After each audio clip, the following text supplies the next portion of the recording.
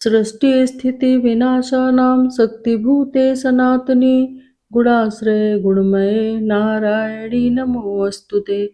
शङ्खेन्द्वापं त्यो सुन्दरतनुं शार्दूलचर्माम्बरं कालव्यालकरालभूषणधरं गङ्गाशशाङ्कप्रियं काशीशं कलकल्मषौघशमनं कल्याणं कल्पद्रुमं नौमीड्यं गिरिजापतिं गुरुनिधिं कंदर्पहं शंकरम। जय भोलेनाथ। राधे कृष्णा। हर हर महादेव। सोमवार व्रत की कथा।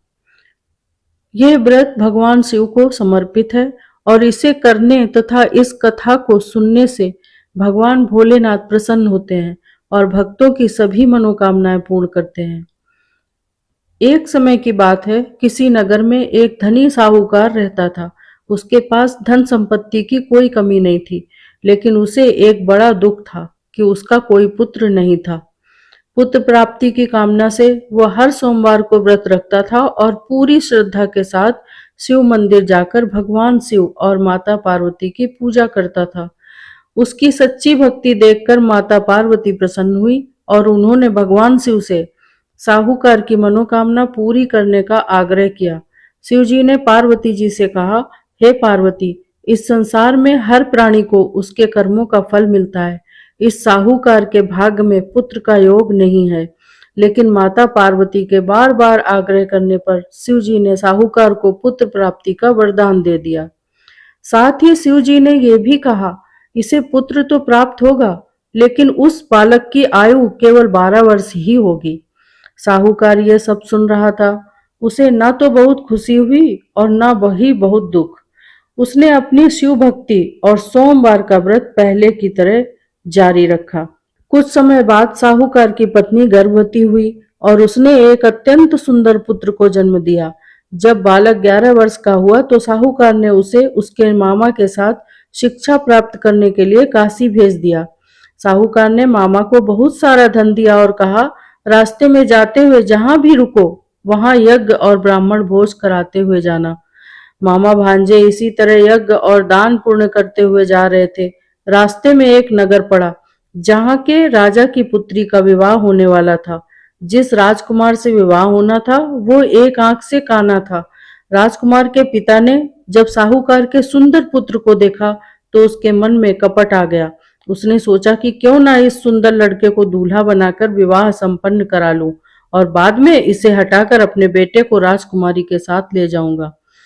उसने मामा से बात करके लड़के को दूल्हे की जगह बैठा दिया। विवाह संपन्न हो गया, लेकिन साहूकार का पुत्र बहुत ईमानदार था। उसने विदाई से पहले राजकुमारी की चुनरी पर लिख दिया, तुम्हारा विवाह मेरे साथ हुआ है, लेकिन तुम जिस राजकुमार के साथ भेजी जाओगी वो एक आंख से काना है। मैं तो शिक्षा प्राप्त करने काशी जा रहा हूँ। जब राजकुमारी ने यह पढ़ा तो उसने काने राजकुमार के साथ जाने से इनकार कर दिया और राजा ने भी अपनी बेटी को विदा नहीं किया। बारात खाली हाथ लौट गई। इधर साहूकार का बेटा और उसके मामा काशी पहुंच गए। वहां शिक्षा ग्रहण करने लगे। जब लड़का ठीक 12 वर्ष का हुआ तो एक दिन उसने अपने मामा से कहा कि मेरी तबीयत ठीक नहीं है। मामा ने उसे अंदर जाकर सोने को कहा। अंदर जाते ही शिव जी के वरदान के अनुसार लड़के के प्राण निकल गए।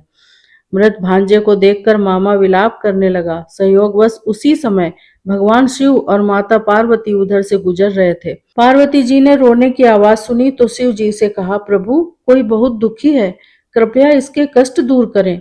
पास जाने पर उन्होंने देखा कि यह तो उसी साहूकार का पुत्र है। पार्वती जी अत्यंत द्रवित हो गईं और उन्होंने शिव जी से उस बालक को जीवित करने की प्रार्थना की। माता पार्वती की कृपा और साहूकार के व्रत पुण्य के प्रभाव से भगवान शिव ने उस बालक को पुनः जीवित कर दिया। शिक्षा पूरी करने के बाद लड़का और मामा वापस अपने नगर की ओर चल पड़े। रास्ते में वे उसी नगर में रुके जहां लड़के का विवाह हुआ था। राजा ने उसे तुरंत पहचान लिया और बड़े सम्मान के साथ यज्ञ भोज का आयोजन कर अपनी पुत्री को ढेर सारे धन धान्य के साथ विदा किया। इधर साहूकार और उसकी पत्नी ने यह प्रण लिया था कि यदि उनका पुत्र जीवित वापस नहीं लौटा तो वे छत से कूदकर अपने प्राण त्याग देंगे। जब उन्होंने अपने पुत्र और पुत्रवधू को लौटते देखा तो उनकी खुशी का कोई ठिकाना न रहा। उसी रात भगवान शिव ने साहूकार के सपने में आकर कहा, हे श्रेष्ठी, मैंने तेरे सोमवार के व्रत और सच्ची भक्ति से प्रसन्न होकर तेरे पुत्र को लंबी आयु प्रदान की है। जो भी स्त्री पुरुष पूर्ण श्रद्धा के साथ सोमवार का व्रत करते हैं और इस कथा को पढ़ते या सुनते हैं, भगवान शिव उनकी सभी मनोकामनाएं पूरी करते हैं और उनके जीवन के सभी दुख दर्द दूर करते हैं। हर हर महादेव।